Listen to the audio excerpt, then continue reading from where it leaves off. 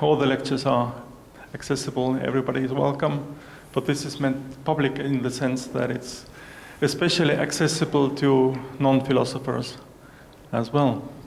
And Adam Toon is from Exeter, and he's been working on mental fictionalism, and before that on fictionalism about scientific models. He has book Models as Make-Believe from 2012, and this book, a more recent book, which is also where the lectures are based on, is from this year, Mind as Metaphor. Mm-hmm. And also he has edited a book on mental fictionalism. And so he's one of the three fictionalists, mental fictionalists in the universe, known universe. So he will talk about it. And then later you can also all have your questions. So please. Thank you. And one more claim is that this is filmed, as you can see. So when you ask questions, you sort of implicitly consent to being recorded. So I have to say that. I hope you don't consent to being right about things, because this is philosophy, otherwise I'd be in trouble. Yes, so thank you very much to Bruno for the introduction and for this invitation. Thank you very much to you for coming. As Bruno indicated there, so the title of the talk today is The Story of the Ghost in the Machine. I want to talk about a particular conception of the mind which you find in philosophy, but also I hope, more generally in our culture, of the mind as a ghost, something non-physical within the body, the machine. And I want to say that that's an important idea. It's an important story about ourselves, but it is a story, so it's something that we, in some sense, shouldn't take too seriously. So, as Bruno mentioned, this lecture is part of a series in which I'm trying to defend that idea of the mind. And we had the first lecture this morning on Cartesianism, so a view that's related, at least distantly, to René Descartes. And in this lecture, what I want to do is to try to put this view of the mind that I think we should adopt as clearly as possible. And so this is really the lecture where I'm going to try and give you an overview of this view of the mind, and it won't rely on the content of any of the other lectures. So in that sense, it's probably the best one to come to, and I'll also talk a little bit about ghost stories, so that's kind of thrown in for free. The key question that I'm interested in is a general question, which is the question, what is the mind? And there's a particular view about the mind, which I call Cartesianism, which says that the mind is a kind of inner world. Now, historically, if I was giving this talk a few hundred years ago, say, I might have been able to count on there being more people who accepted the idea that this mind is something non-physical. So the ghost in the machine is an idea to suggest, it's meant to suggest the thought that the mind is something non-physical, something fundamentally different to the body, for instance. Nowadays, as we'll see, a lot of people within philosophy, cognitive science, and perhaps more generally, tend to think that idea, the ghostliness, is a little bit spooky.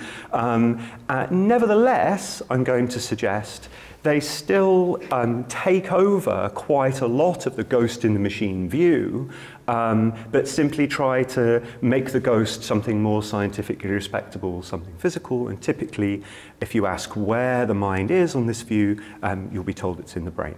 Okay, so this idea of Cartesianism, the mind as an inner world, can be taken to mean the mind is something non-physical, or it could be taken to mean that the mind is located in a particular part of the physical world, typically the brain. And I'm going to suggest an alternative, which might at first glance seem so strange that you can understand why there are only 3 mental fictionalists in the world. You know, the search is on for another in the outer reaches of the galaxy, but at least on this planet there aren't many of us. I'm going to suggest that the mind, or at least the notion of the mind as an inner world, is a useful fiction. In other words, I'm going to suggest that you don't really have that inner world. Nevertheless, before anyone's too put off by the claim, I'm going to say you do still have a mind in a way. It's just not an inner world. So I'm going to say that that notion of the mind that's very common and something that we often assume when we're asked what the mind is, there's a temptation to say, well, it's somewhere in here, is an important idea, but we shouldn't take it too seriously. It's a useful fiction. We don't have it, but we need to tell stories about it. That's the main idea. And as Bruno mentioned, the kind of background here is that I've been interested in philosophy of science, and I'm going to mention some of the important ideas from philosophy of science later on in the talk. The main way in which I've been interested in questions in philosophy of science is to think about modelling in science. So we very often think that what scientists are trying to do is tell us the way the world is. In other words, they're trying to tell us the truth about the world. But the world, in William James's phrase, is a blooming, buzzing confusion. In other words, the world is a messy place, and very often, in order to understand it, we need to do what's called modelling in the sciences. In other words, we need to treat it as simpler, more idealised than it really is. And I've been interested in parallels between that process of modelling in the sciences, of treating the world as if it were simpler than it is, and, for instance, writing works of fiction.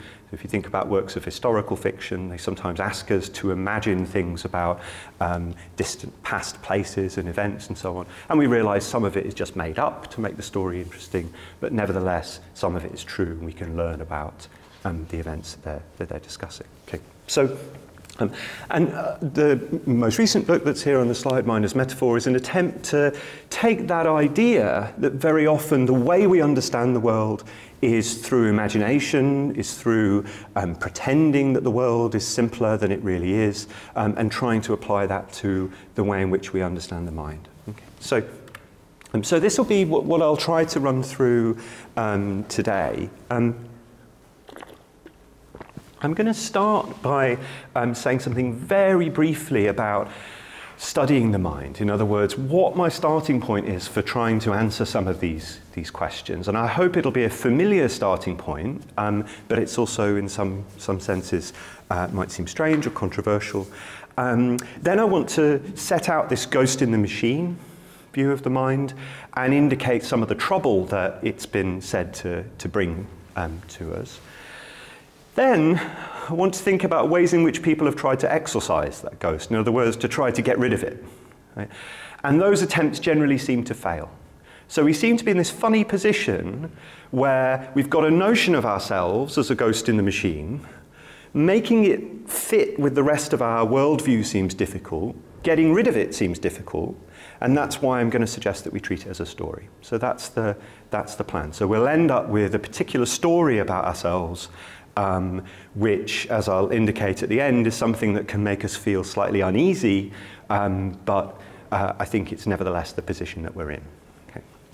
So here's I want to start with, this is a typical scene in a pub in the UK. It's two average pundits in a pub going for a drink. I should say I needed to when you get images for these things, you have to search for things that have no copyright protection, so you get some slightly strange images if you search for something in a pub. So here's two chaps going into a pub in the UK. The point for setting up this scene is just to, if we think about, well, how are we going to understand the mind? We've got this question, what is the mind? Where are we going to start? And one starting point is to remind ourselves that, in a sense, we all have a pretty good understanding of the mind within everyday life before we turn to do philosophy. And sometimes it's when we turn to do philosophy and we forget about those ordinary contexts that we start to make mistakes. So, and in particular, that I think is where some of the ghostliness starts to creep in. So I wanted to start by just reminding ourselves of some quite ordinary aspects of our experience and talk about the mind through this example. And most jokes start, you know, a man walks into a bar, so I thought I may as well start with this. So suppose you ask yourselves, well, how do we find out about the mind? Where does our, where in everyday life do we use this knowledge of the mind? When do we become acquainted with it? And there are roughly two ways in which we seem to, it's hard to put this in a way that isn't tendentious, but we seem to have access to the mind, we seem to know about the mind and so on. One is by introspection, in other words, by a kind of looking inwards into our own mind. And the other is by making sense of other people. And that way of making sense of other people that we have in ordinary life is often called folk psychology. So folk here to mean the ordinary folk as opposed to, say, philosophers who have a particular axe to grind about a particular theory that they want to impose on people. Okay. So how does that show up in this situation? Well, I think we've caught these two people in the pub just after they've been served their beer, but imagine that we were there a few moments earlier, and one of them, you know, they come in, it's extremely hot in these uniforms, and so one of them walks up to the bar and he's sort of frantically waving his hand around like this, okay, so, and let's suppose that, so he's got a particular mental state, which is, I want a beer, right? How on earth could we know that he has that mental state? I thought, well, he himself might have a particular way of knowing it, which is, roughly speaking, introspection. So in other words, perhaps he's got a particular sort of dryness in the mouth, and as I talk about this, power of suggestion, I feel like I need a drink of water. So he has a particular sensation and says, oh, you know, I need a drink. Or he's feeling quite hot in his uniform and he's pulling at his collar or something like this. Or perhaps, you know, if it's been a really long day, he can hear himself, as it were, not saying out loud, but saying to himself in what's often called inner speech, I need a beer, right? Something like that. So he's got this particular access to this desire that he has for a drink, okay? Now, that's one kind of access to the mind, and it's one kind of access that's very often been emphasized by philosophers, particularly Descartes. There's another kind of access, as it were, another kind of way we can know about the mind, which is extremely important. And if we didn't have this, nobody could ever serve anyone in a pub, right? Which is, the barman is standing there. So I should say I grew up in pubs because my mum and dad ran a pub when I was growing up. So I'm familiar context, you know. You come down, you're in the bar, and there's this person standing at the end of the bar waving his hand at you furiously, right? You don't have to do too much Freudian psychoanalysis to know about at least one of his mental states, which is he wants to be served drink, right? And then if he says, beer please, you know he wants a beer. In other words, there's a particular kind of way of accessing this belief, this wanting a beer, that the customer himself has, perhaps with a sensation, perhaps with hearing himself say, gosh, just 2 more hours till I finish drill and I can have a beer, what have you. And then, but then there's also a way in which we're routinely understanding other people, and often without even thinking about it, interpreting them as having certain beliefs, right? So, you know, this person at the bar, he may not be a regular customer, he may never come in, but all he needs to do is stand there and wave his hands in a certain way, and the person serving behind the bar knows there's somebody who has a desire to be served, to want a drink, maybe to want a beer, a belief, at least one belief, like, I'm the barman and I'm going to give him a beer, and so on and so forth. And we do this with people that we hardly know, certainly without having introspective access to their minds. So the general question then is, starting from the thought that we have a certain kind of access to our own minds, and we have a way in which we're routinely talking about other people's beliefs, desires, emotions, and so on. You know, if that guy's standing frantically waving his hand for a good 10 minutes and I as the barman just ignore him, we know that there's a particular emotion that's probably going to start building in him, which is he won't be very happy about it, for instance. And again, that's something that we can predict, and that's why we go over and serve him quickly. Right. So we have these ways of accessing, of thinking about the mind, and the question is, how should you understand those? What do those everyday experiences of, or access to, or knowledge of the mind tell you about what the mind is? And there's a particular view of the mind that's very common. As I said, both in philosophy, particularly in the past, perhaps it's less, this particular version of the view is less popular today, and also in everyday life, which I'm going to refer to as the ghost in the machine idea. So I'm taking this phrase over from the philosopher Gilbert Ryle, who wrote this book just after the Second World War, The Concept of Mind. And in the chapter 1 of this book, which is supposed to be a kind of demolition of this view of the mind, an attack on this conception of mind, which Ryle refers to as Descartes' myth. Ryle uses this term, the ghost in the machine. So he says about this view, I shall often speak of it with deliberate abusiveness as the dogma of the ghost in the machine. It's a philosopher's myth. Right? And elsewhere he talks about this as the official theory of the mind, or mind as a secret grotto, so a sort of inner cave, and so on. So let's try and get clear on what this ghost in the machine idea is meant to be, and then I'll move on to look at some of the criticisms that Ryle and others have raised. Okay, so here's Ryle's attempt, and bear in mind this is a critic of the view, so it's not going to be the most sympathetic way of setting it out. But here's the general idea. Ryle says this: the official doctrine, which hails chiefly from Descartes, is something like this. Every human being has both a body and a mind. His body and his mind, that should read, are ordinarily harnessed together, but after the death of his body, his mind may continue to exist and function. Human bodies are in space and are subject to mechanical laws which govern all other bodies in space. Bodily processes and states can be inspected by external observers. So a man's bodily life is as much a public affair as are the lives of animals, reptiles, and even the career of trees, crystals, and planets. But Ryle goes on, but minds are not in space, nor are their operations subject to mechanical laws. The workings of one mind are not witnessable by other observers. Its career is private. Only I can take direct cognizance of the states and processes of my mind.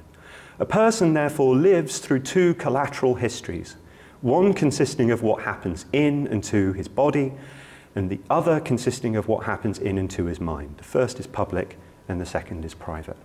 So the general idea here is this, that there's a split, and this particular version of the view is often known as dualism, in other words, twoism. There are roughly two sorts of things in the world. There's the body, which, as Ryle says, is something that's public. You can see, someone else's body, hands and arms and so on. You can see the guy waving at the bar, you can see his hand moving. And the body is subject to all of the mechanical laws that tables and chairs and atoms and so on are subject to. Then there's something else which is not physical, that's very different, which is the mind, and that is private, and it's subject perhaps to different sorts of laws, which Ryle refers to as paramechanical, para as in sort of ghostly. So there may be a different set of laws, different to the laws of, say, physics or chemistry, that govern our inner worlds, our mind, that, for instance, psychologists are trying to uncover. Okay. But the two things are very different. And a human being is a kind of linking of somewhere, or perhaps it doesn't make sense to say somewhere, a ghostly mind to a physical body. Okay. Now, what view of introspection or folk psychology does that idea of the mind suggest? So what interpretation does it give of those two people in the pub or our ordinary practices?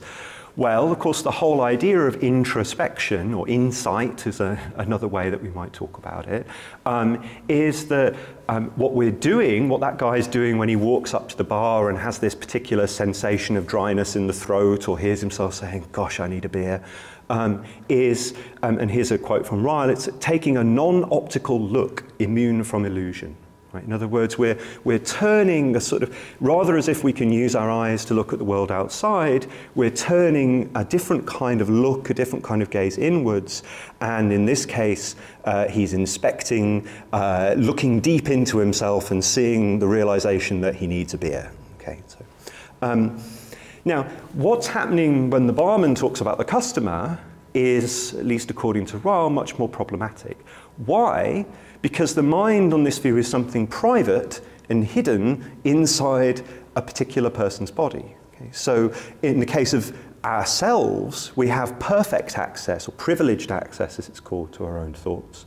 In the case of other people, it seems, the best we can do, and here's a quote from Ryle, is make problematic inferences from observed behaviour. So we say, oh, there's that guy, he's waving frantically, I'm a barman, this is a bar, at a guess, he wants a drink, right?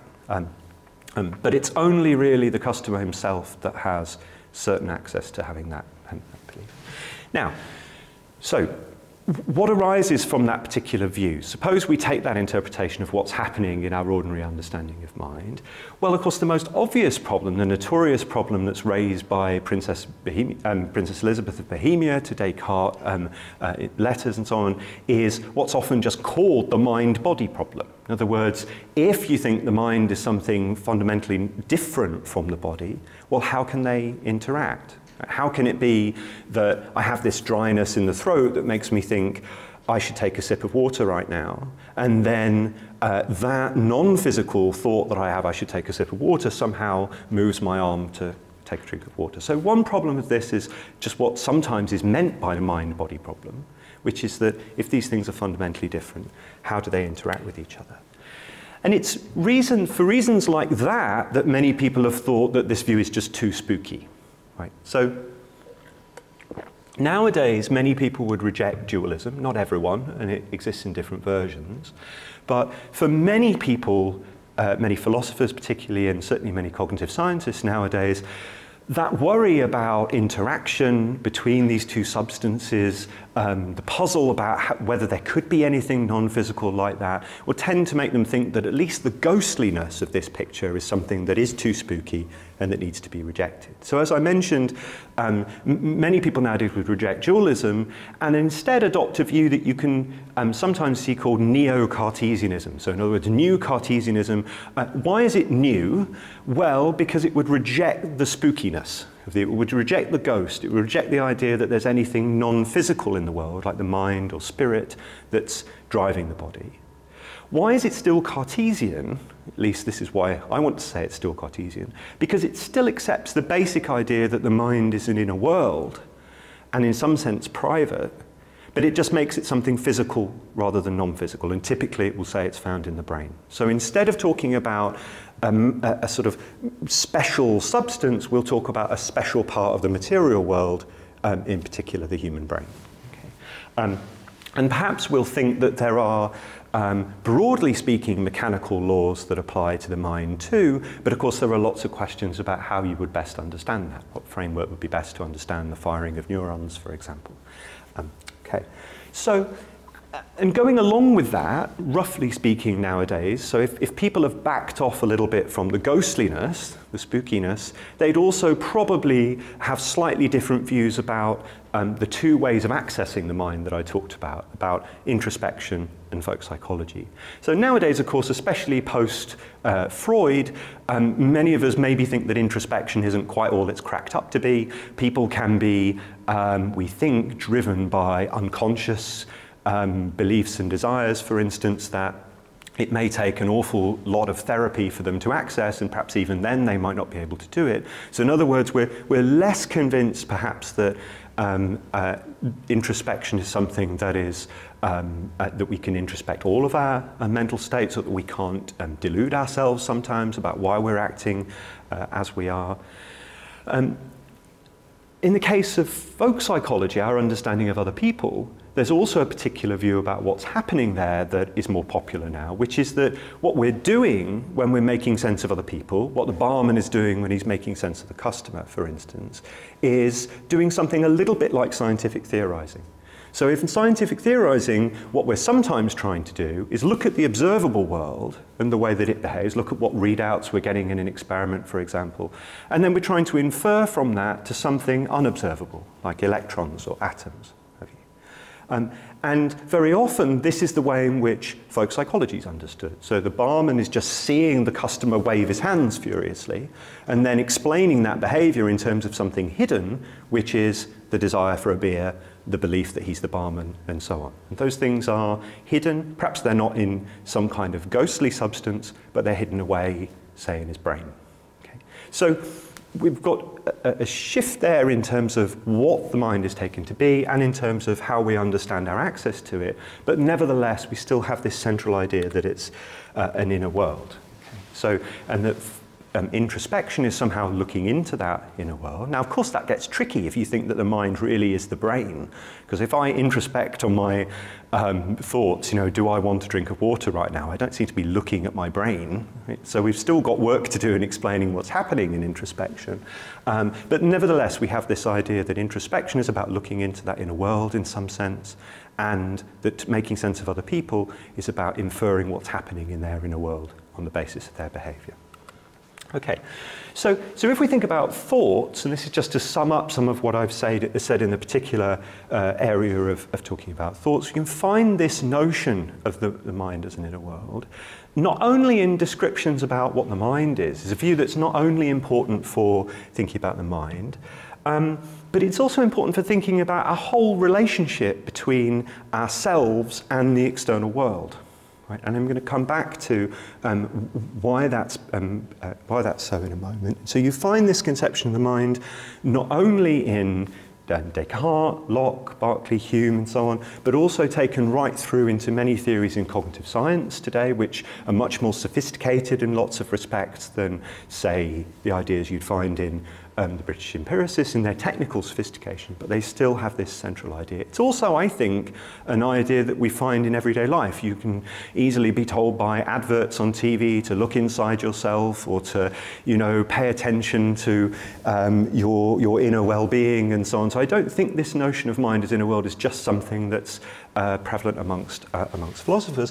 What does it say about the particular case? Well, as I've said already, it will say that the thoughts, say the desire for the beer and the belief that this is a pub and I can get a beer here, are something like inner representations. In other words, it will say the desire for a beer is something that has the content, right, get beer, roughly, and causes me to do certain things like walk up to the bar and wave my hands.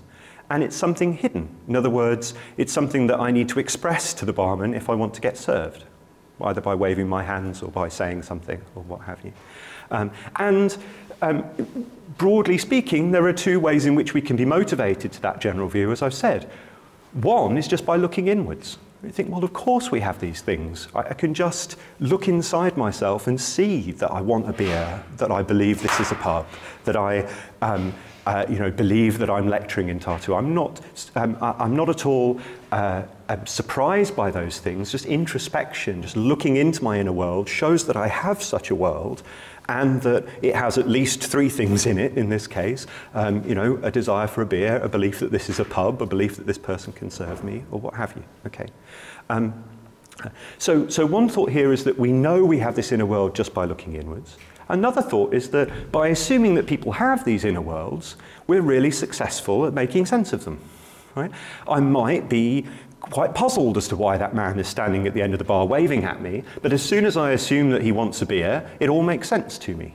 And then I make a prediction, which is if I don't go and serve him soon, he won't be happy. And if I want to try it, which I probably wouldn't, I could see if that prediction turns out to be true. So we have this thought that there are these two aspects of our access to the mind, our introspection and our making sense of other people, both in different ways give support to the existence of this thing, this inner world.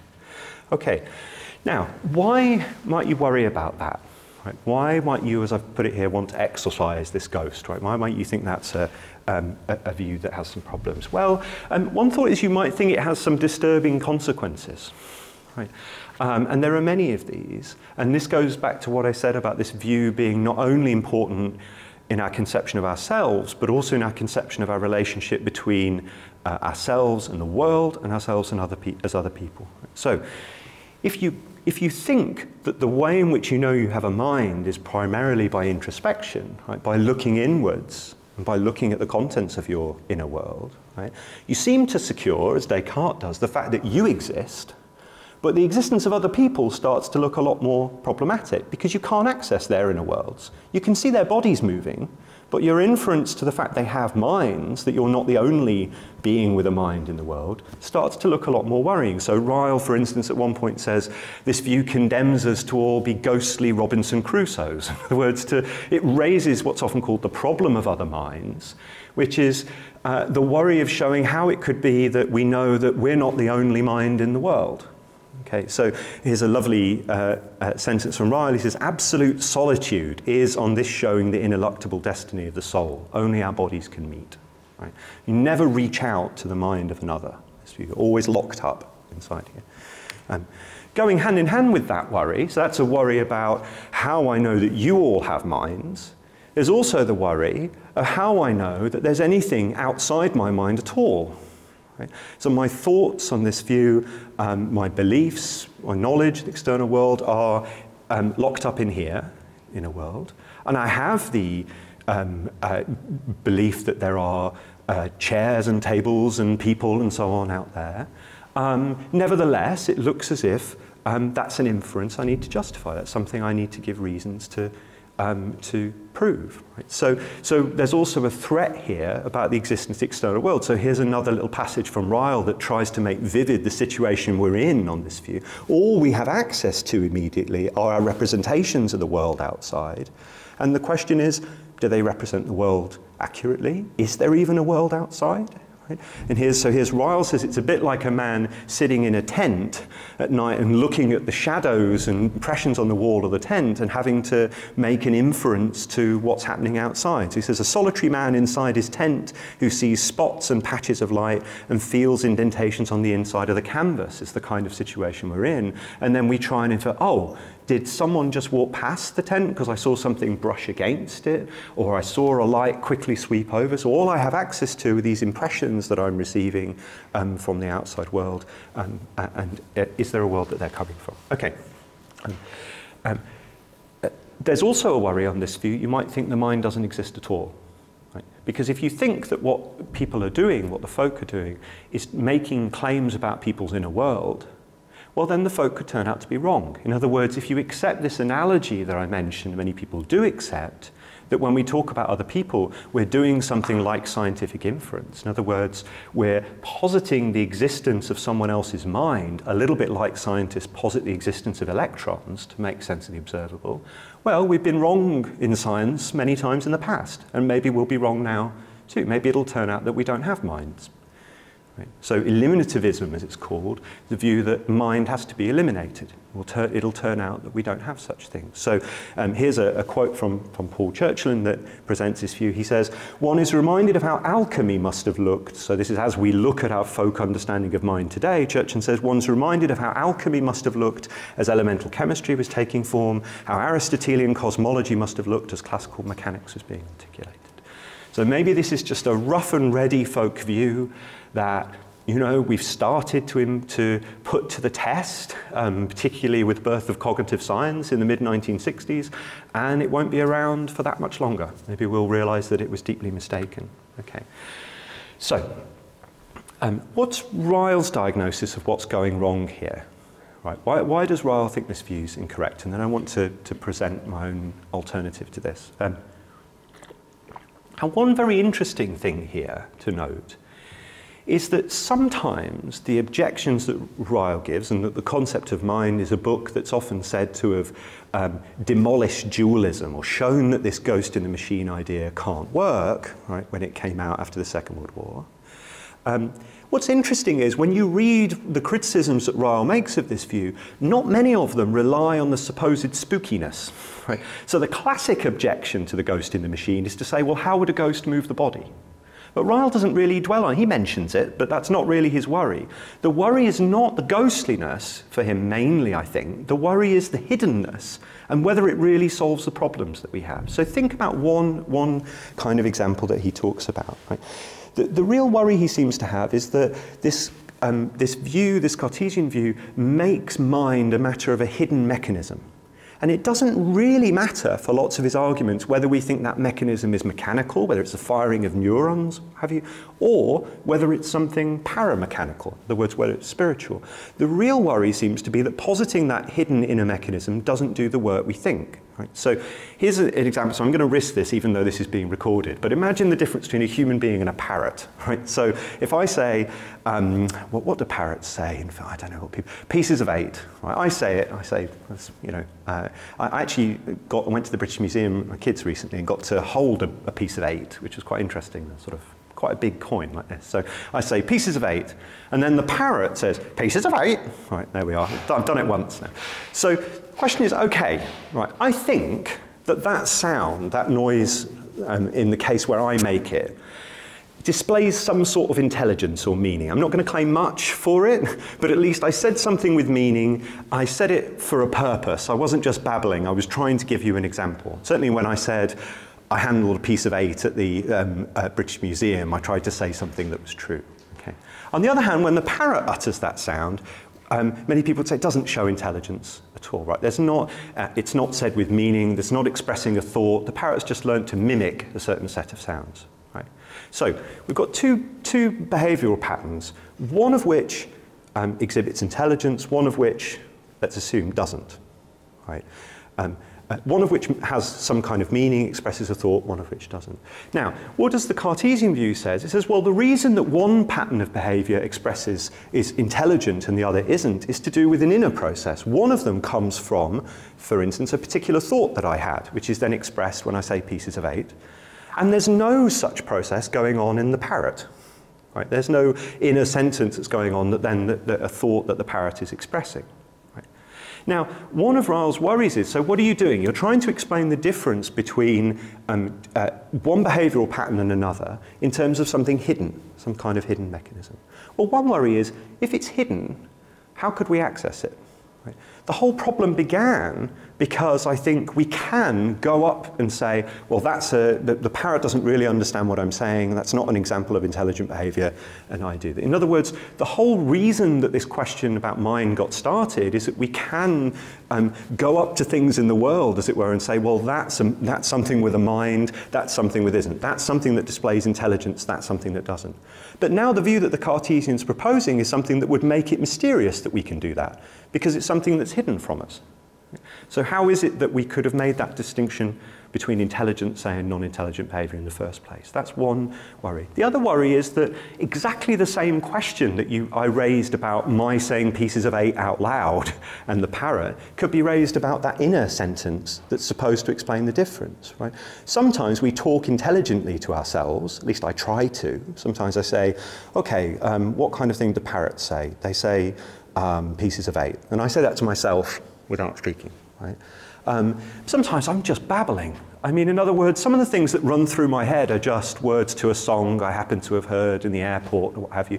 They're not intelligent at all. So one worry here is that the Cartesian is trying to explain the difference between, say, intelligent speech and non-intelligent speech by positing a kind of inner, hidden speech. But then we can just raise the same question again. What makes something said in my head intelligent compared to just babbling? And we haven't really answered the problem. Right? So there's one set of worries that don't seem to rely on the spookiness, seem to rely on just the idea of an inner mechanism. And there are other sorts of worries. Right? What could it mean to say that people really have sentences or representations in their head? How could we really make sense of that? Okay. So, Cartesianism, in whatever form, seems to lead us into trouble. That's not to say that we can't get out of that trouble. An awful lot of research programs are devoted to getting us out of that trouble. But it does seem to lead us to trouble. Okay. Now, a way out of that is to try to do away with this idea of the inner world. So I've got a picture here of Charlie Chaplin, just because I think very often when we talk about behaviour, we sort of tend to think of it as something sort of fairly straightforward or simple. It's easy to just think of examples like the one I've given at the raising your hand at the bar and so on. But of course, you know, silent film is one area where you see just the richness of behaviour and how you can be a genius at expressing all sorts of things through your behaviour.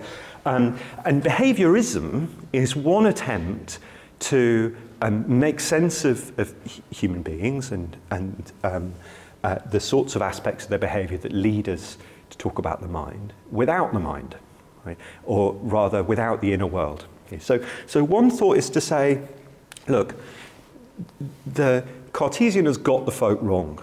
The Cartesian view, the view says, when we talk about people's minds, we're talking about something hidden and something inner. And one form of behaviorism is to say, no, no, no, that's not what we're doing at all. We're just making a claim about their behavior. So let's go back to the bar again, right? What does it mean for the Cartesian to say someone wants a beer? Well, roughly, it means there's some sort of state in their head with a content, want beer, that causes them to behave in a certain way. The behaviourist will say, no, no, no, you don't need that notion of an inner world, an inner content, an inner thought. Roughly speaking, if you say someone wants a beer, you're just saying, you know, if they're given chance to have a beer, they'll take it. In other words, you're just making a claim about how they're disposed to behave. They walk into a pub, they'll have a beer. If you said they wanted a glass of wine, you'd be saying something like, when they walk up to the bar, they'll have a glass of wine. So behaviorism, as it's often understood, is a way of doing without the inner world. Right? And if we want to put it slightly more dramatically, doing without the mind. If that's what the mind is, it's trying to do without it. Now, that project is often taken to be doomed. In other words, it's often thought that we just can't do away with talk about the mind like that. This view seems to be saying, try to translate all that talk about the inner realm, the inner psyche, try to translate it into talk about what people will do.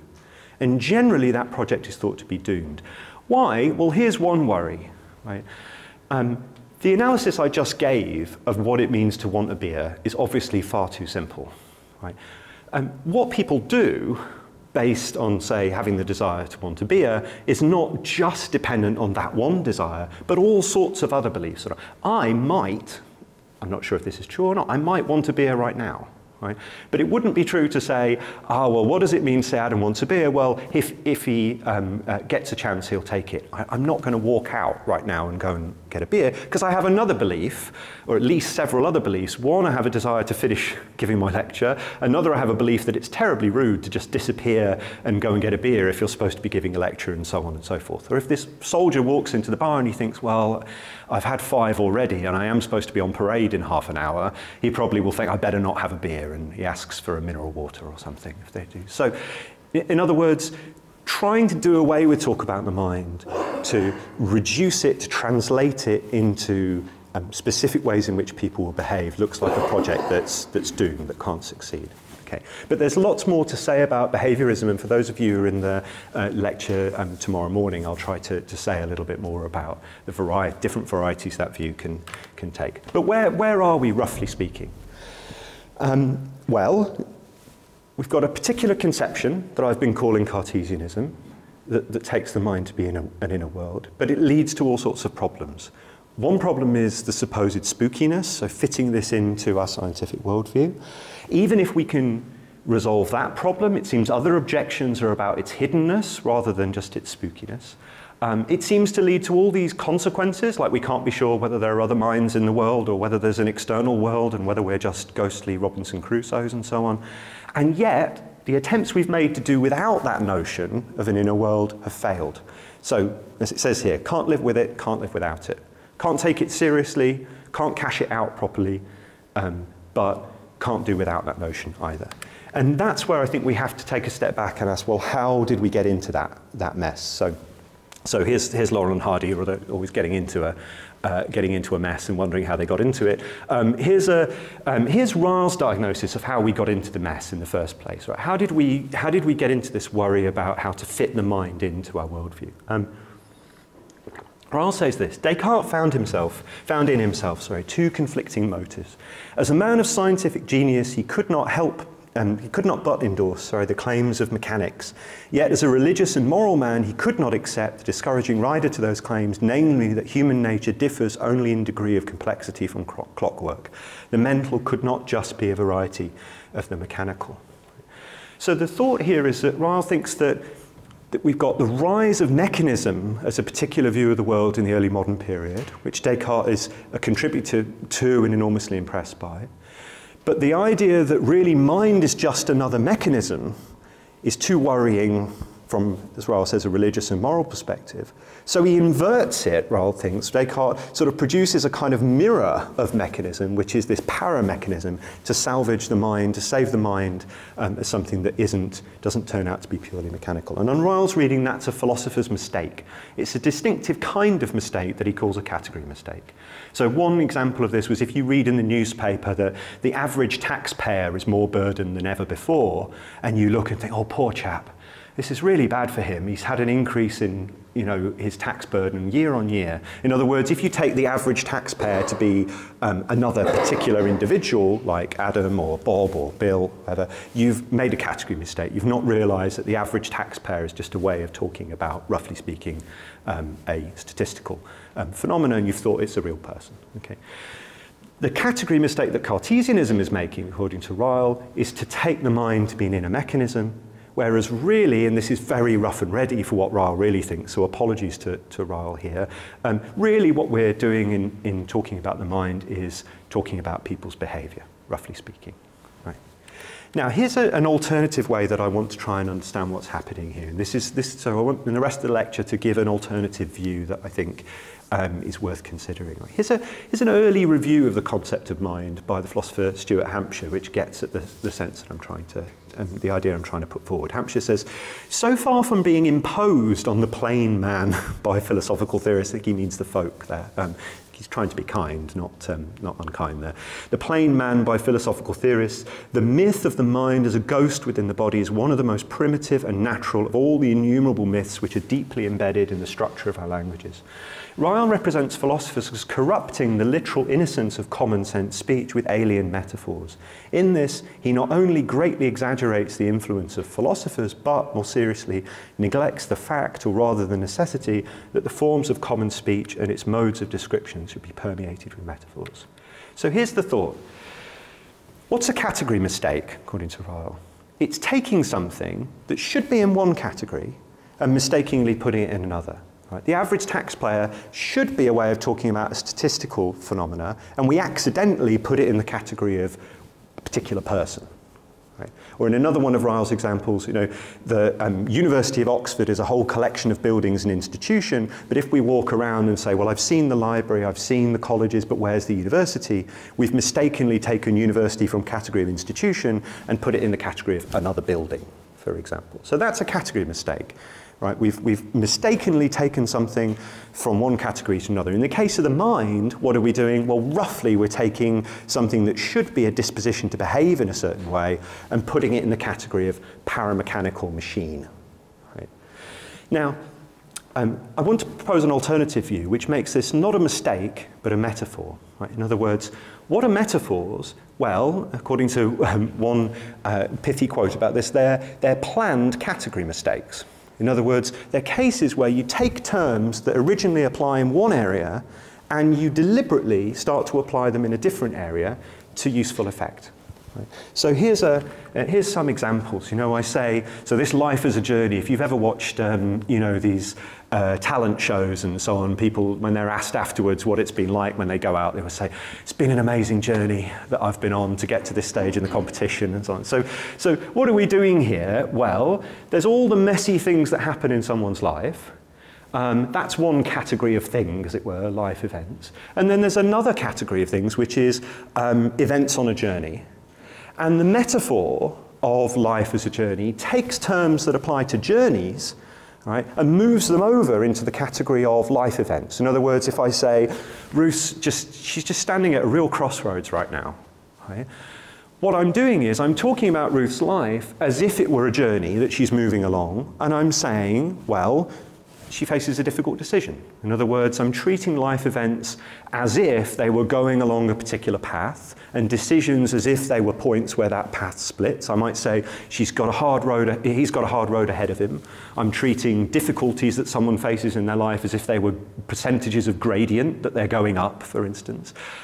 In other words, it might look like, perhaps a philosopher would look and say, well, you do know that Ruth's just got to choose which job she's taking. She's not literally standing at a crossroads in the street. And I say, yeah, I'm not making a category mistake.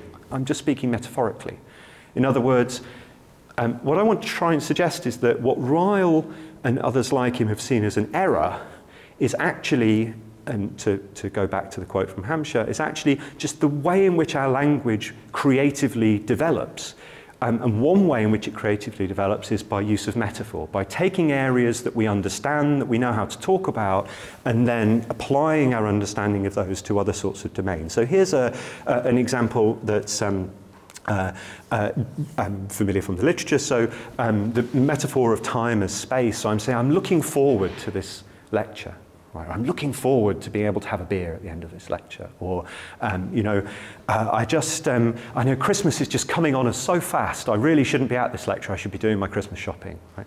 So what am I doing there? Well, when you reflect for a moment, you think, yeah, I mean, it's not as if this is ahead of, it's not in front of me as in the same way as these seats are in front of me. It's not like I'll put it behind me as in I can turn around. You know? In other words, lots of the ways in which we talk about time are in terms of space. And arguably that's because space, we have a particular grip on space that we can then use in talking about an area that seems less accessible or more abstract. And I'll go over this quite quickly, but I think you can see the same sort of thinking in science quite a lot. And there's a lot of people who've written on models in science from this sort of perspective. So here's a familiar example. You think about the billiard ball model of gases. Well, what that does is it treats the molecules of a gas as if they were tiny billiard balls bashing into each other. Why? Well, roughly speaking, because we've got good physical laws that we can use to predict the behavior of billiard balls. And so even though we know gases are not like billiard balls in all sorts of ways, just like life isn't like a journey in all sorts of ways either, right? You don't get anywhere, maybe you do. We can use this use this model of taking molecules as billiard balls to make sense of what's happening in the gas, right? And there are lots of other examples in science, and I mentioned some of my earlier work is interested in this kind of thinking, where we treat things as if they were something else. And sometimes the reason we're doing that is because we're using one domain that's familiar to us to make sense of another that's less familiar. Billiard balls are fairly familiar. We've got good laws that we can use to understand them. Molecules are less familiar. Okay. And this is what I think is happening in talk about the mind as an inner world. Right? So I think that this talk about an inner world, particularly thoughts, inner representations, inner sentences, and so on, that this is a kind of metaphorical talk. And unlike Ryle, I don't think it's just a philosopher's mistake. Right? So as I've said, I don't think Cartesianism is just a kind of mistake that is imposed on the folk. I do think it's part and parcel of our ordinary understanding of mind, but I think it's metaphorical. Roughly speaking, what are the domains? Right? So if I said that, for instance, we use journeys to make sense of someone's events in someone's life, what are those two domains in the case of the mind? Well, roughly speaking, I think we're using human culture, language, pictures, sentences, notebooks, all the sorts of paraphernalia that we use to write things down, to look them up again and so on, to communicate to other people. And we're projecting those. We're talking as if people have those things internally. Right? And that is what the mind is. It's a way of making sense of people as if they were saying little things to themselves out loud, as if they were recording things they want to do later, and so on. So that's what I mean by saying it's a useful fiction. It's a useful fiction to treat someone's life, in a sense, to stretch the term slightly, as if it were a journey. It's a useful metaphor fiction to treat time as if it were space. And I think it's a useful metaphor to treat people as if they had inner sentences, inner pictures, and so on, that they're using to get around the world. Okay, so, and as I've said, there are lots of different examples of this. So just to give some, so the metaphor of memory as kind of written information is something that's been around an awfully long time.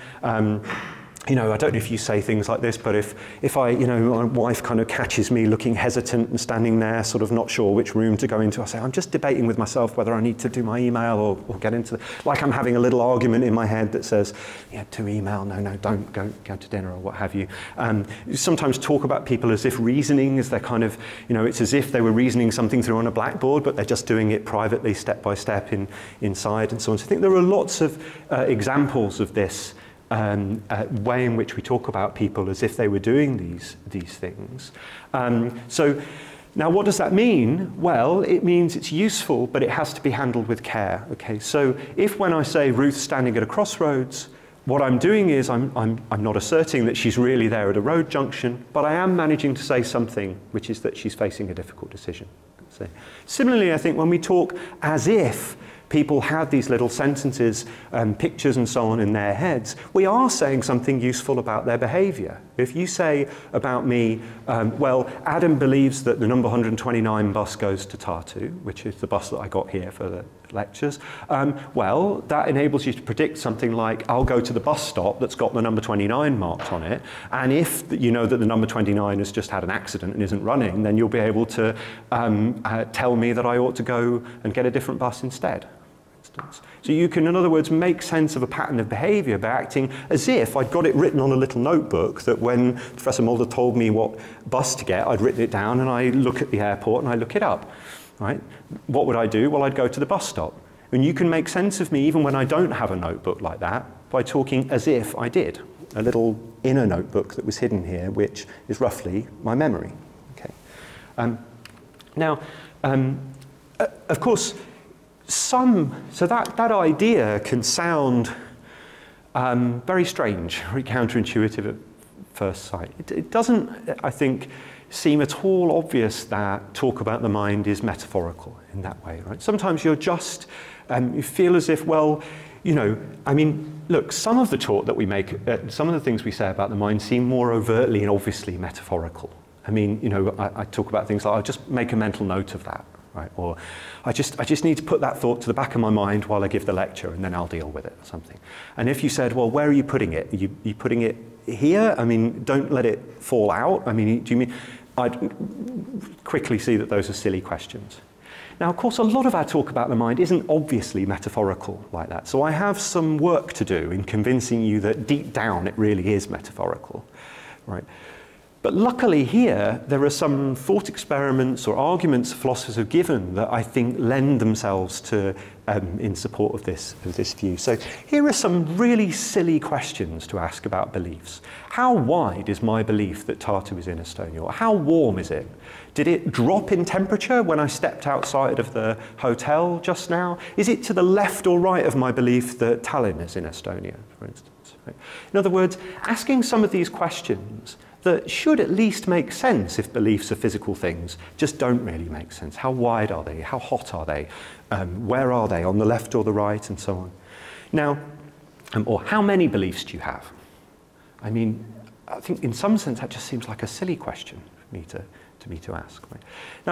Now, sometimes arguments like that are used, for instance, in support of dualism. Right? One thought is, well, the reason it doesn't make sense to ask these questions is because the mind is something non-physical. So it doesn't have a size, it doesn't have a particular location, beliefs. In other words, why is it silly to ask how wide my belief is about Tartu being in Estonia or which side of my head it's on? Because the mind is something non-physical. That's one response. Another response, though, is to see that that's a feature of lots of metaphors, and I've included some examples here. So, you know, I say Ruth's at a real crossroads right now, and you say, oh, okay, is it a box junction where you can't go into the middle until you can see your way out? And I say, what do you mean? In other words, lots of metaphors have this feature that if you take them too literally, you start to ask very silly questions. So I say, that guy's got a chip on his shoulder, and you say, oh, right, left shoulder, right shoulder. He's got a monkey on his back. Or what species of monkey is it? Right? These are just silly questions to ask about metaphors. Why are they silly? Well, because they're just pushing the metaphor too far in the direction of literality.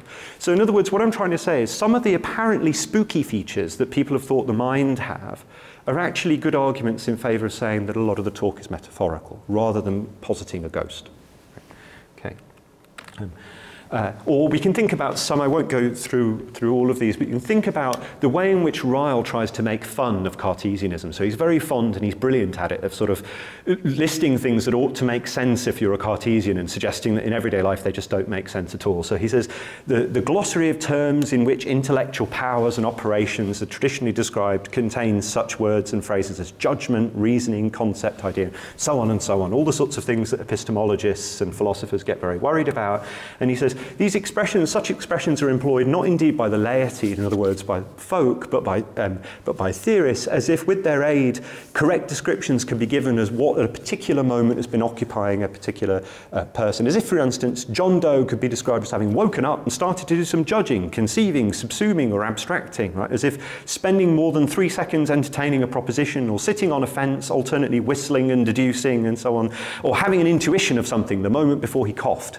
In other words, what Rawls seems to be doing is just making fun of this way of talking about the inner world to show us that well, in his case, to show us that these are things that the philosophers have imposed upon us, that in fact we don't use.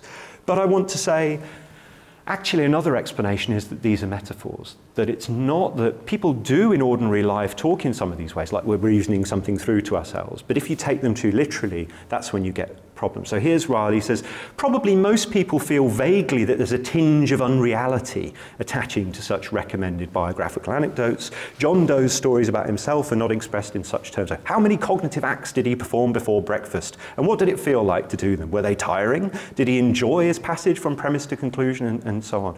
So I want to say, look, he's right that we feel a tinge of unreality if asked these questions, but not because there's a category mistake, not because philosophers are imposing this talk upon us and we don't do it ourselves. In some cases that's probably true. I don't talk about subsuming much in everyday life, but you know, understanding and concepts and so on maybe more. But the reason there's a tinge of unreality is because we're speaking metaphorically. If you were asked, you know, how many butterflies were in your stomach before giving that talk, or what's the chip made of that's on your shoulder, you would similarly feel a tinge of unreality. Okay. Okay, so just to finish up then, as I've said, there's this view of the mind that I think is not only very prevalent within philosophy, at least going back to the early modern period, that takes it to be an inner world. That inner world is sometimes spooky, and more lately material, or at least people have attempted to make it material, and it's permeated a lot of our culture. It's not just something that's part and parcel of philosophers' theories, like a lot of philosophical concepts, but actually it's something that has resonance in everyday life. You couldn't make a film like The Matrix, for instance, if the problem of skepticism of the external world was just something that philosophers think about, right? It's a way of thinking that many people get into. You couldn't worry about whether robots really have minds unless you had something like this, this kind of view, that's a view that offers a particular interpretation of what's happening in ordinary talk about the mind, that's based on the thought that we can just see these things, or that talking as if people have them is extremely, extremely useful. Right? And I wanted to say, look, it's true that that talk is part of our ordinary concept of mind. It's true that we use this notion of an inner world in our sentences, in our arguments, in our records, and so on and so forth, but we don't take it too seriously. So if we go back to the bar example, we might talk as if this person had a kind of inner notebook that said pub at number 93 High Street and had used it to get to the pub. That would be a good way of making sense of how he made his way there, but he doesn't really have an inner notebook. He hasn't really written it down. Okay. And a consequence of that view is I don't think we see or hear our thoughts, and that's something that we might want to come back to in the question period. So I'm less convinced that we have introspective access to these things, but I think nevertheless it can be very useful. Lots of metaphors, like talking about time as distance, are so useful that we can't see how to do without them. But that doesn't mean we have to take them seriously, okay? Or it doesn't mean that we have to take them literally at any rate. Okay. Now, what that shows, I think, is why behaviorism fails. Right? Try talking about time without metaphors that treat time as distance, and it's an extremely difficult thing to do. Right? So some of our metaphors that we have are so deeply ingrained in our language that it's very, very difficult to do without them. And I think that's true by now, anyway, of talk about the mind as an inner ghost in the machine. So here's a little just a summary, and then I'm going to finish with a little ghost story to try and illustrate the main ideas. So, as I've said, I think if you treat this inner world as metaphorical, you can see the two errors that you should avoid. The error of Cartesianism, roughly speaking, is to take this inner world too seriously. The metaphor behaviorism, on the other hand, is not to take it seriously enough. In other words, not to see that this metaphor is essential, is indispensable to our language, to try to do without it, to try to translate it away. And as I've said, we've got here something much less like life as a journey, which is probably a metaphor that maybe by now we should do without, given how cliched it's become. It's much more like a metaphor of time as space, something that we find it very hard to do without. What does that mean? It means we've got something that's metaphorical but not spooky. As I said, lots of the features of the mind that have led people to think that it must be something non-physical can also be explained by saying that it's metaphorical. It's also not hidden. Right? We're making sense of people's behavior by using a metaphor, but their behavior in many cases is either open to us or could be if we were listening properly, right? If we were listening all the time. Once we get away with the idea that our mind is an inner world that's locked up inside us, a lot of the problems that that generates, like the problem of worrying about whether other people have minds, just disappear. Okay, does the mind exist? Well, yes and no. Right? Do people stand at crossroads in their lives? Well, sometimes they literally stand at a crossroads, right? But do they metaphorically stand at crossroads? Well, in some times they're not literally at a crossroads, but they do face an important decision. Right? In other words, many of the ways in which we use metaphors, right, are the clouds angry today? Well, they're not literally, but maybe they are metaphorically. Similarly, I want to say, does the mind exist? Well, the inner world doesn't. The inner sentences, the inner pictures, they don't. But there are real patterns in our behavior that metaphor picks out. And that's something that does exist. Okay, so here's the little story just to finish. So this is I don't know if anyone's read this story. This is a little ghost story by Oscar Wilde, called The Canterville Ghost. And basically the way that this story goes is that there's an old British sort of country house which has been haunted by a ghost for the past 400 years or so, and then an American family move in and they're not suitably impressed by the ghost. They're far too sort of modern and no nonsense, and the ghost is something that they're, you know, I think this ghost has sent every previous occupant of the house mad because he's so terrifying, but the American occupants are not terrified by him at all and just see him as sort of quaint. And here's an early encounter between Mr. Otis, the American who's come to live in the house, and the ghost. He says, Mr. Otis was awakened by a curious noise in the corridor outside his room. It sounded like the clank of metal and seemed to be coming nearer every moment. He put on his slippers, took a small oblong file out of his dressing case and opened the door. Right in front of him he saw in the wan moonlight an old man of terrible aspect. His eyes were as grey as burning coals, as burning coals. Long grey hair fell over his shoulders in matted coils. His garments, which were of antique cut, were soiled and ragged, and from his wrists and ankles hung heavy manacles and rusty gyves. He says, "My dear sir," said Mr. Otis, "I really must insist on you oiling those chains, and have brought for you for that purpose a small bottle of the Tammany Rising Sun lubricator. It's said to be completely efficacious upon one application, and there are several testimonials to that effect on the wrapper. I shall leave it here for you by the bedroom candles, and will be happy to supply you with more should you require it." And says, for a moment the Canterville ghost stood quite motionless in natural indignation, and then, dashing the bottle violently upon the polished floor, he fled down the corridor, uttering ghostly groans and emitting a ghastly green light. Okay, so what's happening here? Well, we've got this ghost, and it's been around for 400 years. Right? People haven't really been able to live with it, and now along comes this American family in the late Victorian period of our scientific age, and they try to make it into something respectable, right? They try to treat it, he gives it this lubricator so that its ghostly chains get oiled, and then seems quite happy just to live with this thing, right? So we've got this old view that takes it to be ghostly, spooky, somehow terrifying. That's roughly what I've been calling dualism, version of Cartesian. Then we've got the view that says, well, we have this ghost, we need it, but we're going to make it something physical and respectable so that we can fit it into science. And that's roughly what neo-Cartesianism is often best to be taken as doing. And I think the best way to deal with it really is not to accept this ghost as really existing, not to try and make it scientifically respectable, not to get a priest in and try and exorcise it entirely, but just to live with it as a story. In other words, I think this story of the ghost in the machine that we have is part and parcel of our culture, it's part and parcel of the way that we make sense of each other. We shouldn't take that ghost too seriously. We shouldn't think that we've got to fit it into our scientific picture of the world, but at the same time we ought to realise that we can't do without it. In other words, just treat it as a story, but a story that we have to keep telling.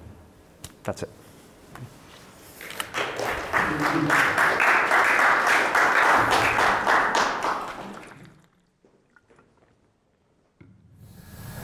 So thank you very much, Adam. Questions? First question. Thank you so much for an exciting talk. So I would like to ask more about the difference between metaphorical models and other approaches of models. Because, of course, you chose many of the phrases of the inner world and journey that are directly metaphorical, but the basic concepts of belief or desire are not directly metaphorical. So, why couldn't you just say that you are working with just a model?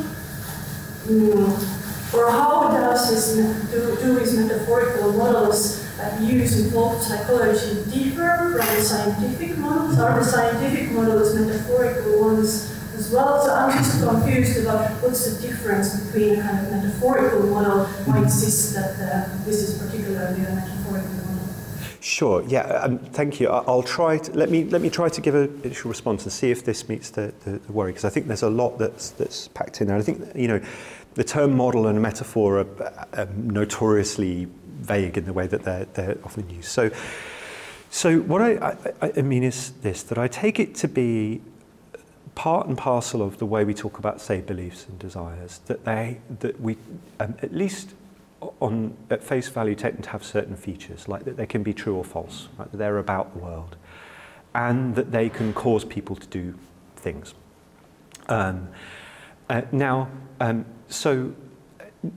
Now, one way to understand that is that it's a kind of model, and there are people who've said that, of what's happening in a machinery. Of course, if you take something to be a model in that way, you accept that it's not entirely accurate. So maybe we should pick about the myth that I mentioned that Wilfred Sellers gives for talk about the mind. He says, well, the model there is something like speaking out loud, and so in other words, avert speech. And then we use that model as a basis for a theory about what's happening inside. And one way to take that theory is to take it seriously. In other words, to say that it's claiming that we really do have inner states with content and causal power. So that I'm not sure if that's the kind of thing you have in mind, but it seems like that's still a model, but it's a model in which some of the things that I'm saying you should take as fictions are taken to be real. So saying that something's a model doesn't necessarily commit you to saying that it's not a good representation in certain respects. So I think if I understand you correctly, the question for me then is, well, why do I think that, why do I take it to be a model in which that central aspect of those inner states with content are fictions, rather than things that we can conclude exist on the basis of the fact this model works? Is that? No, I mean, is that a different? The answer. Okay. Yeah, I thought maybe there's some other difference. Okay. But I think there's, I mean, I would just say I have been playing a bit fast and loose with model, metaphor, fiction, and moving back between them, and there are certainly important differences. So one feature, of course, is metaphors seem to be about, as I said, taking one particular domain that arguably is better understood and applying it to another. That seems to fit fairly well in the case of something like the billiard ball model, or treating electromagnetic radiation as waves on the model of, say, water waves. But there are lots of other models in science where that fits much less neatly, where it doesn't seem as if we're directly taking a more familiar area to another. So that might be one respect in which this models and metaphors ideas can, come apart.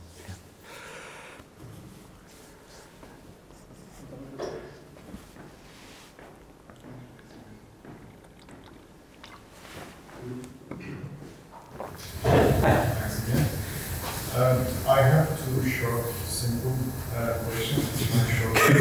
They're always the worst, yeah. Identical core of the thing.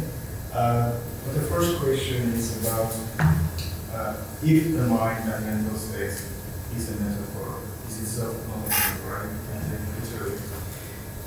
Sorry, could you repeat that bit? Yes, if the mind, the mental states, is a metaphor, and if you can take this literally, then it seems like it is more in one direction. What I should say is that the behaviors, the external world and everything, is it's easy to understand because these can be metaphorical, the inner world about all these things. But when it comes to the, if you think about other directions, such as thinking, talking, philosophizing about other stuff, etc., how it's going to explain this kind of stuff. So maybe I'm actually missing the core of the whole thing, but it seems like we are still not understanding what is going on when we are thinking, where the whole process is actually happening, or what kind of thing is happening. So maybe you can just jump. Yes, I'll try. Better that a question like that comes when I've got 4 more lectures where I can say, oh, well, I'll try, I'll try and come to that, because I think that's a really important question. Let me see if this addresses it, and this is something that I am going to try to come to, I think, in the 4th lecture on the origins of mind, which may answer the question of where it comes from. But let me give you a quick overview of what you mentioned, sort of, talking and philosophizing and so on. So I think, roughly speaking, the mind is essentially social.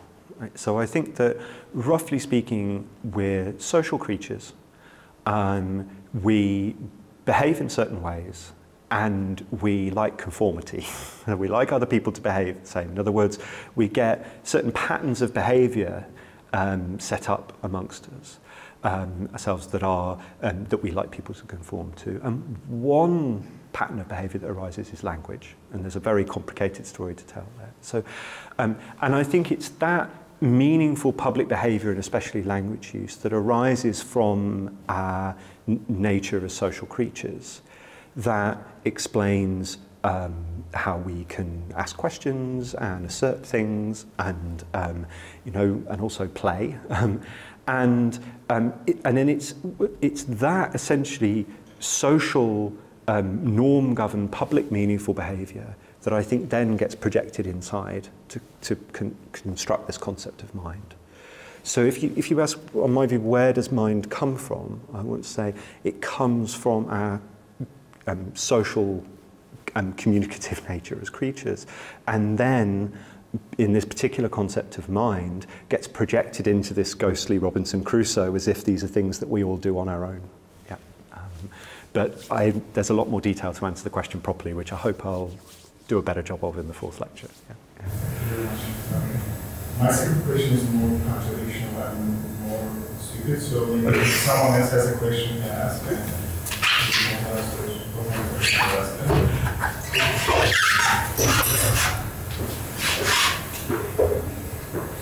Thank you for your talk. I have a question about stretching metaphors related to language. So one example you gave is that you cannot really ask a word is your unique. I think if we talk about desires, it's perfectly reasonable to ask how hot is your desire. Yeah. And say that I have a burning desire. Yeah. Or I can say that I desire to do that. So it seems like with desires, you can't stretch the metaphor. You can't create this thing intellectual properties. Yes, I think you're absolutely right. So I said in my lecture this morning that I'm very much aware that talk about the mind is a very complex area, and there are all sorts of different states, processes of mind, and I'm focusing on thoughts for various good or bad reasons. But I think you're absolutely right that, firstly, that there are different metaphors we apply in different areas. So the idea of desires or passions, something kind of bubbling up, or sort of hydraulic, or temperature related, or colour, I'm feeling blue, and so on, or red hot desire. So there are all sorts of different kinds of metaphors that we use for different sorts of states. That's right. So one part of the answer may be arguably, that there are certain metaphors there that are used that are not so obviously used in the case of thought.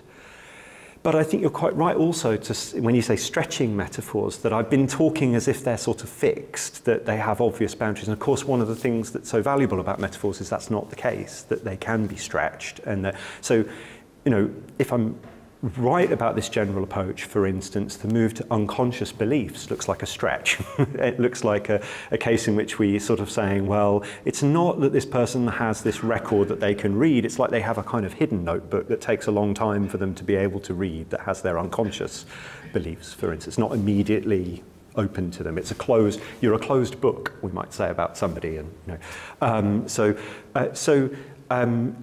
I think it's quite right, and it's something that I touch upon briefly when I talk about the history of mind in the last lecture, that I think that these metaphors are not fixed, that we get new ones. We have different metaphors in different areas, like in the case of desire, and part of the reason that they're useful and creative is that we end up extending them in all sorts of different ways. Nevertheless, in saying that certain questions don't make sense, I want to say, well, it's quite right that if someone asks you, like, say, how hot is the belief, or something like that, that you would, you know, there are ways in which you could try to creatively understand what they're saying as a metaphor. So an example I mentioned in the book is, you know, if you say, what species, he's got a monkey on his back, what species? You could sort of take that as a figurative way of saying, oh, is it a gorilla, or is it, you know, a little marmoset or something, to be asking how big is the problem that needs to face up to or something. So I certainly want to allow that these metaphors can be creative, that they can be stretched and moved in all sorts of ways. Nevertheless, there are some questions that are just silly and that you're missing it and taking it literally. So, you know, if you thought you could read how hot someone's desire was by sticking a thermometer in, then you would still have, I take it, made a bit of a, depending on context, have made a mistake. Yeah. Okay, may I? I promise I'm not making questions about metaphors. So, you said that there is a particular tension, according to my conception, between using the term useful fiction and one of your last sentence that we can't live without. So useful fictions are usually fictions that are useful, although we can live without them, like the contractual theories of political obligations and so on. So if you say that we can't live without folk psychology, then it comes to my mind at least 3 different answers why we can't live without them. One is that they have an explanatory role regarding the behavior. I'm thinking that you are leaning to this solution, but in this case, it's actually not very different from an instrumental view or a theoretical view of folk psychology. The second one is that we got used to it. We are lazy to reform our language regarding mental states of behavior. And the third one is that it's good for another purpose, like Tamás's effective storyism, which doesn't mean that I think that his solution is the good one.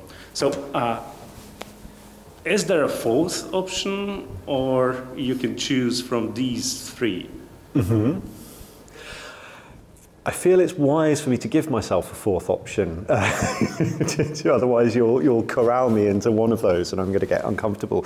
Let me try and give an initial answer and then see if this is satisfying. So if you say, why can't we live without them? So I do think that they're important in explanation. So I don't think it's just laziness. Right? So I do think they're important in explanation and prediction and in some of the practical way, well, I hesitate to say practical because Tamas might not like that, but some of the ways in which coordinating behaviour and so on, I also think that, of course, they're very important for. There's an awful lot of social life that's reliant upon this particular conceptual framework, I think. Now, the question of why we can't live without them, I think, you know, roughly speaking, one answer is that they're true. Right? I'm tempted by the other answer, or at least another broad answer, which is the world is very complicated. So why do scientists have to offer models that in many, perhaps in all cases, they realize are not true? Because the world is an extremely messy, difficult place to get to grips with, cognitively, as it might be said. And I think the same is true of people and their behavior. So yes, I would say and there is a, you know, say a kind of general line of thought that attending to metaphors and models, and as the first question suggested, they may not be quite the same, that suggests that the way in which we try to make sense of new domains, complicated domains, is very often to relate them to something more accessible to us and simpler. I think this is a kind of an instance of that, yeah. But I can see I've got more work to do in the last four lectures. May I ask on the same related point? I mean, you said that we can't do without those metaphors. But also in the first lecture you said that you're talking about our common sense, meaning, I don't know, yes. England, UK, well, Europe. So there might be maybe some cultures where they can do without metaphors of inner states. And maybe then if it's possible, then what would you say about that? I mean, would you be then maybe eliminativist after all? Yes, that's a good question. So I think that, so I would hope when I said our that the reach is a little bit beyond the southwest of England or Devon or what have you. You know, I guess globalization makes that easier for me to try and claim. But I think that an important part of the story here, of why I say we can't do without them, but I can imagine societies that could, is something that I'll try to come on to in talking about the history of the mind, in that I think there's a bootstrapping effect that happens. In other words, I think that it's not simply that, and this is familiar from other work in the field, you don't have to be to buy the general view I'm presenting to things, but that it's not simply that we behave in certain ways and then we use metaphors to understand those patterns. It's also that when we create a new set of metaphors, a new vocabulary for talking about the mind, our behavior changes as a result of that.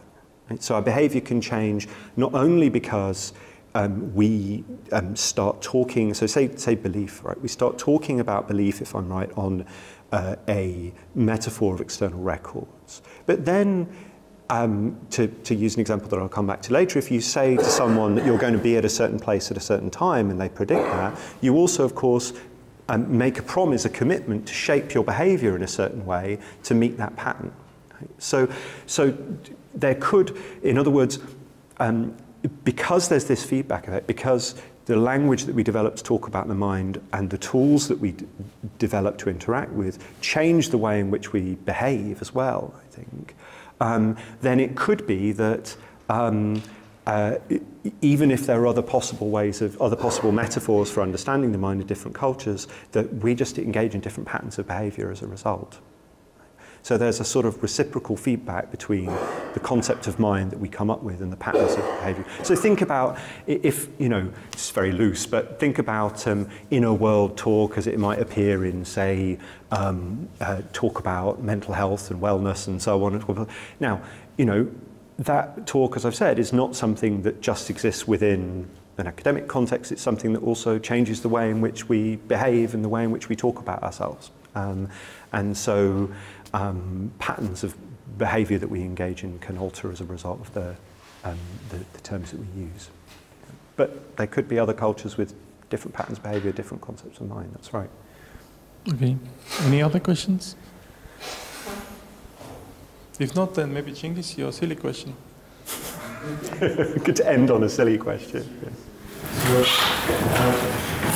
this one is mainly about the perception actually. So, we talked about the mind and the external world.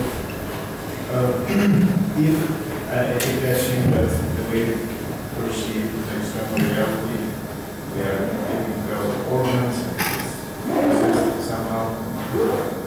And if all the mental states and the mind itself is a metaphor, and there are also the metaphors outside the world, then won't all the things that they are producing from all these things be a bit metaphor or fiction as well? And let's go on and remember the example of the bear and the kid and the tree stump.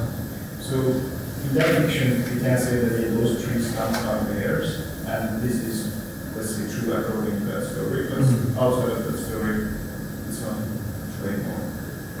But when it comes to science, and then I asked my first question, actually you said that in science you can say that some things are true or not in any state. And why the fiction create in science, why the metaphors they produce in science are true even outside of that story, which is science, let's say. I don't know if it's clear. Well, let me try and see the situation, see if this addresses it. So what I wanted to say there is, so why, roughly speaking, why do we resort in science, let's say, to fictions, by which I just, here I'm using that term just to mean claims that we know are false but are useful for certain purposes. That's one way in which the term's used. Well, because the complexity of the world often exceeds our cognitive grasp, our resources that we have. Right? So one way in which you approach some new part of the world that you want to, you approach you're asked, well, how will the temperature and volume of this gas change in relation to each other, and how can we explain that change? And you have a certain set of resources, and you realize that by treating the molecules of that gas in a way that you know is false, you can mobilize those resources to do certain things, arguably explanation, and certainly prediction. So that's the kind of view that I have in mind. It's one that says, well, we're aware. As I said, it's not a skeptical view. I'm not necessarily trying to say that lots of things that we thought were true are actually false. I'm saying that it's quite easy, perhaps especially for philosophers, because we care about truth, quite rightly, when perhaps we forget that an awful lot of our cognitive activity in the sciences and arguably elsewhere involves a more subtle use of claims, propositions, than just true-false. Sometimes it's just, well, as Dan Dennett likes to say, sorta true, or useful for this purpose, or good enough in this context. So that's the kind of idea I have in mind. Does that answer the question in general, or is there? That's along the way. Okay, okay, somewhere in the ballpark anyway. Okay. So I don't see any more hands. So let's end here and thank Adam again. Thank you.